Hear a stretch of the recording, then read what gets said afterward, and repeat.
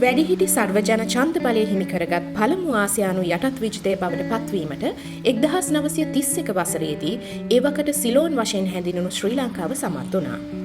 ඒ Donoughmore ආණ්ඩුක්‍රම ව්‍යවස්ථාව මගින් මහමැතිවරණය හඳුන්වා දීමත් වයස අවුරුදු 21කට ඉහළ ගැහැණු පිරිමි දෙපාර්ශ්වයටම ඡන්ද බලය ලබා දීමත් මගිනුයි. ස්ත්‍රීන්ට ඡන්ද බලය ලබා දීමට එරෙහිව බලවත් විරෝධයක් රට තුළ පවතිද්දී ලංකාවේ ස්ත්‍රීන් මෙම ජයග්‍රහණය ලැබුවේ ලෝකයේ බොහෝ රටවල ස්ත්‍රීන් ඡන්ද බලය දිනා ගැනීමට පෙර ආතුවයි. ජ්‍යෙෂ්ඨ දේශපාලඥයෙකු වූ පොන්නම්බලම් රාමනාදන් වරක ප්‍රකාශ කළේ ස්ත්‍රීන් හට ඡන්ද බලය ලබා දීම වනාහි ඌරන්ට මුතු විසිකිරීමට සමාන බවයි. ස්ත්‍රීන්ට ඡන්ද බලය ලබා ගැනීම සඳහා බලවත් උද්ඝෝෂණයක යෙදෙන්නට ලංකා කාන්තා සංගමය සහ කාන්තා ඡන්ද බලය උදෙසා වූ සංගමය වැනි ව්‍යාපාරවලට සිදු වුණා. විමතියට කරුණ වන්නේ එදා රාජ්‍ය මන්ත්‍රණ සභාව වගේම අද පාර්ලිමේන්තුවේද ස්ත්‍රී නියෝජනය ආසන්න වශයෙන් 5% සීමාවේ පැවතීමයි. 1960 වසරේදී ලෝකයේ ප්‍රථම අගමැතිවරිය තෝරාපත් කර ගැනීමට ලංකාව සමත් වුණා. එය පිරිමි රාජ්‍ය නායකයන්ගේ අභාවයෙන් පසු ඔවුන්ගේ භාර්යාවන් සහ දියණිවරුන් රාජ්‍ය නායකත්වයට ගෙනීම නම් වූ දකුණු ආසියාවටම සුවිශේෂී වූ ක්‍රියාවලියක ආරම්භය වුණා. ඡන්දයෙන් තෝරාපත් කරගත්තා වුවද මෙසේ පරම්පරාවේ උරුමය මත ස්ත්‍රී දේශපාලන නායිකාවන් බිහිවීම සමාජික ස්ත්‍රියගේ තත්ත්වය පිළිබඳ දර්ශකයක් නොවේ. ඇත්ත වශයෙන්ම එයින් අදහස් වන්නේ එහි ප්‍රතිවිරුද්ධ අර්ථයයි.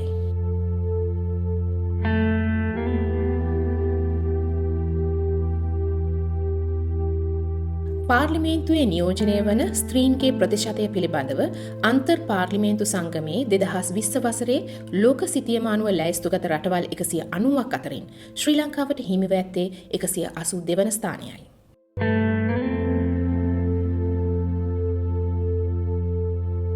ඡන්දයෙන් තේරී පත්වන්නන්ගේ දොරටුපාල භූමිකාව ඉටු කරන දේශපාලන පක්ෂ විසින් රාජ්‍ය පාලනය සඳහා ස්ත්‍රීන්ගේ නියෝජනයේ අවම වීම තීන්දුව වෙනවා.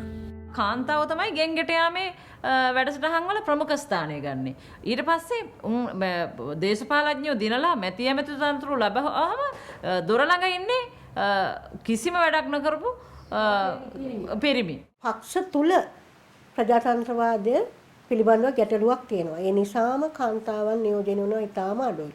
ඒ පක්ෂ තුලත් නාම යෝජනා මණ්ඩලවල සංවිධායකවරු හැටියට එහෙම නැත්නම් තීන්දුව తీරන ගන්නා තැන්වල ඒ වගේ අවස්ථාවල කෘත්‍යාධිකාරී මණ්ඩලවල මේ වගේ කාන්තා නියෝජන ඇත්තේම නෑ කිව්වොත් ඒක නිවැරදි. පක්ෂ හැමදාමත් කියපු දෙයක් තමයි කොච්චර කාන්තා බල මණ්ඩලවල කාන්තාවෝ හිටියත් කාන්තාවෝ එන්නේ නෑනේ දේශපාලනට. හැම ඇමතිවරයෙක්ම ඔය නිරතල දරන ලොකු ඇමතිවරු හැමෝම කිව්වේ කාන්තාවෝ එන්නේ නෑනේ දේශපාලනයට. කාන්තාවෝ කැමති නෑ. හැබැයි අපි ඒ ගොනු කරනකොට අපිට කාන්තාවෝ හැමෝම කැමති ඉඩකඩ නෑ. මහජන ජීවිතයට වඩා පූර්ණ වශයෙන් සහභාගී වීමට උවමනාවක් දක්වන ස්ත්‍රීන් විසින් මතු කරන කරුණු එතරම් බරපතල ලෙස සැලකිල්ලට නොගැනෙන බව පැහැදිලි. දේශපාලන පක්ෂ මෙන්ම දේශපාලඥයින්ද මේ පිළිබඳව සිය විරුද්ධතාවය දිගින් දිගටම සාධාරණීකරණය කරනු ලබනවා.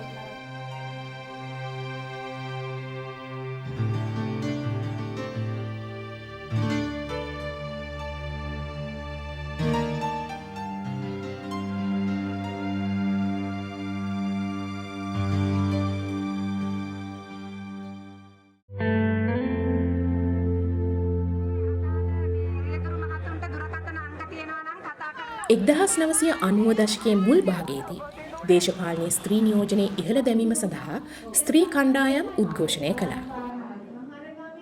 දේශපාලන නායකත්වයේ උදෙසා ස්ත්‍රීන් පුහුණු කිරීම,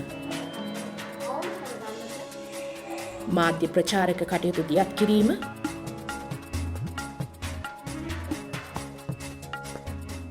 Will it take the quotas in order to change the political culture, or can we change the political culture in order to bring in the quota?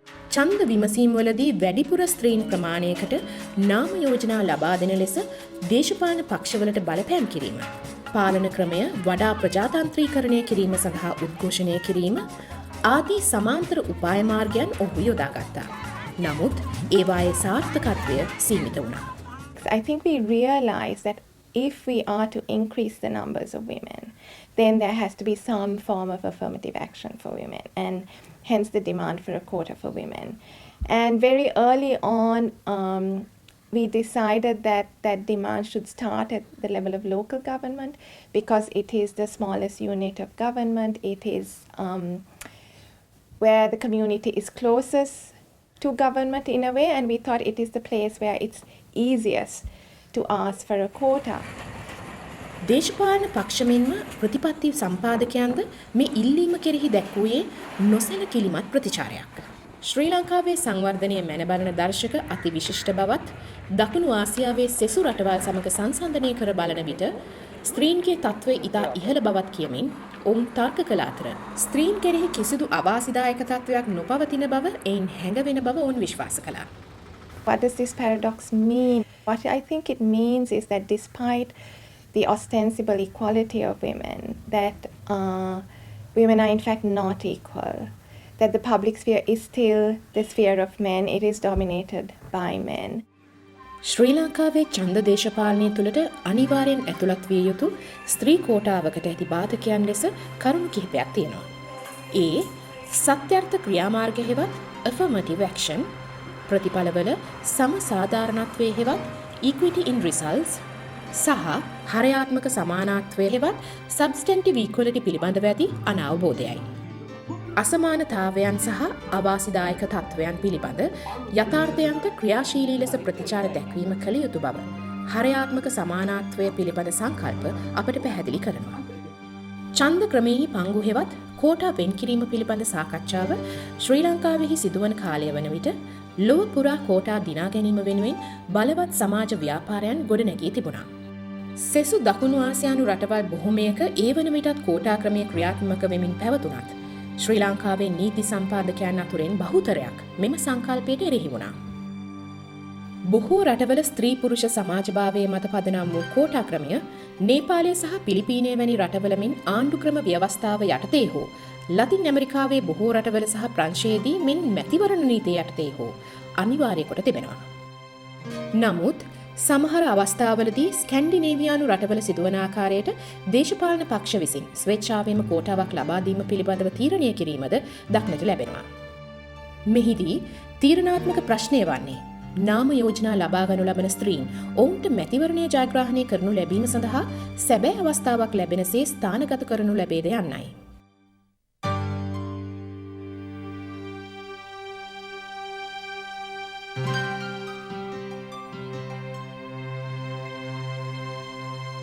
ඡන්ද ක්‍රමය තුළ ස්ත්‍රීන්ට අනිවාර්ය කෝටාවක් ලබා දෙන ලෙසට ආණ්ඩුක්‍රම ව්‍යවස්ථා ප්‍රතිසංස්කරණය සහ ඡන්ද ක්‍රම ප්‍රතිසංස්කරණය පිළිබඳ ක්‍රියාවලියන්හිදී ස්ත්‍රී කණ්ඩායම් විසින් සිය ඉල්ලීම් ඉදිරිපත් කරනු ලැබුවා. ඡන්දයෙන් තෝරාපත් කරගන්නා දේශපාලන ආයතනයන්හි ස්ත්‍රී නියෝජනය නොවීම හෝ ඌන නියෝජනය වනාහි ස්වභාවික කාරණයක් නොවන බවත්, එය ඓතිහාසිකව සිදු වූ වෙනස් කොට සැලකීමක ප්‍රතිඵලයක් බවත් ඔවුහු අවධාරණය කළා. අවසානයේදී රටේ ප්‍රජාතන්ත්‍රවාදය සහ දේශපාලනය තුළ ස්ත්‍රීන්ට සමාන හවුල්කරුවන් බවට පත් කර ගැනීම උදෙසා තනි පුද්ගලයන් විසින් සහ ස්ත්‍රී කණ්ඩායම් විසින් දශක ගණනාවක් පුරා ගනු ලැබූ උත්සාහය 2018 පෙබරවාරි මාසයේදී යම් තරමක සාර්ථකත්වයකට පත් වුණා. 2016දී සහ 2017දී හඳුන්වා දෙන ලද නීති ප්‍රතිසංස්කරණ දෙකක් මගින් පළාත් පාලන ආයතනවල සහ පළාත් සභාවලට වැඩිපුර ස්ත්‍රීන් තෝරාපත් කර ගැනීම සහතික කිරීම සඳහා කෝටා ක්‍රමයක් හඳුන්වා දෙනු ලැබුවා. This was based on a proposal made by Prime Minister Ranil Wickremesinghe, and it was developed from the Prime Minister's office with the Ministry of Local Government and Provincial Councils headed by Faiza Mustafa working on the amendments. So it was an interesting working together between across political parties, across the two main political parties.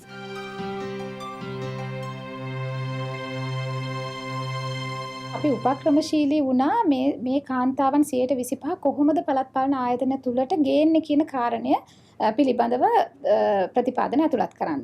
නාම යෝජනා පත්‍රය තුල ලයිස්තු දෙකේම කාන්තාවන් 10ක් පළවෙනි ලැයිස්තුව සහ දෙවෙනි ලැයිස්තුව තුළ කාන්තාවන් 50ක් සිටිය යුතු ආකාරයට මැතිවරණ කොමිෂන් සභාව විසින් වග බලාගත යුතු බවට ප්‍රතිපාදනයක් අන්තර්ගත කරේ. ඒ කියන්නේ මැතිවරණ කොමිෂන් සභාවට ඒ වෙලාවේ සිද්ධ වෙනවා නාම යෝජනා පත්‍ර ප්‍රතික්ෂේප කරන්න ඒ කියන ආකාරයේ ඒ කියන ආකාරයේ කාන්තා නියෝජනයක් නාම යෝජනා පත්‍රය තුළ නොතිබුණා නම්.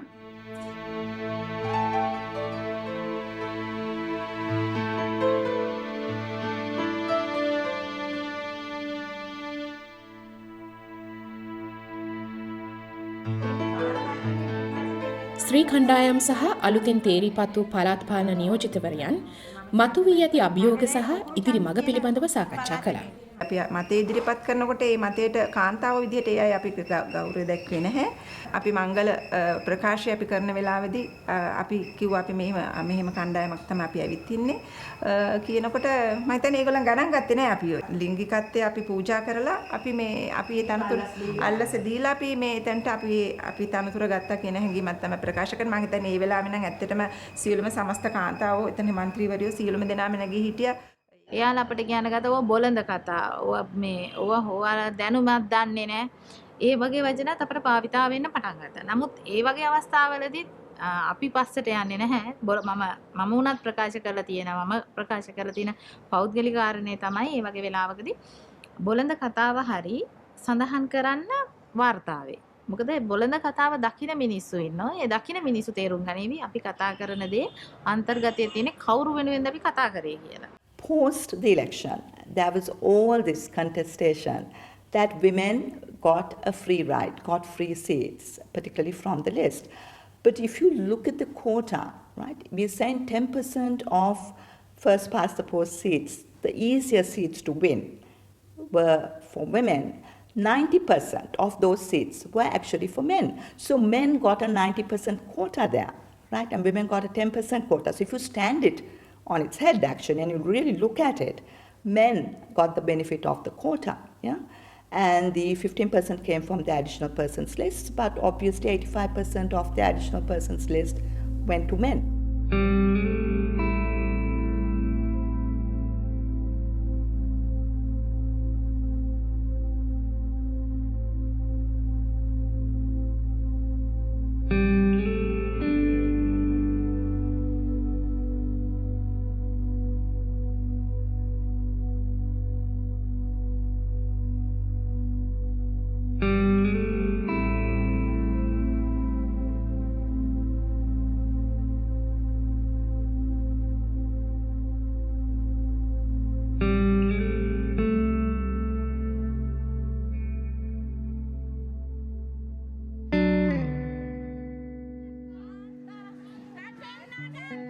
I think the next step might be to demand for a quota for women in parliament. Given the recent parliamentary elections and the fact that women's representation have actually decreased, I think maybe that's a conversation one needs to have. But I think the priority would now be to engage with the question of this political culture as a whole. As a country, as a nation, we also have a responsibility towards each other. And it's our responsibility to see that if there are aspirations for people to come into leadership, come into governance, then we have to make that way possible for them.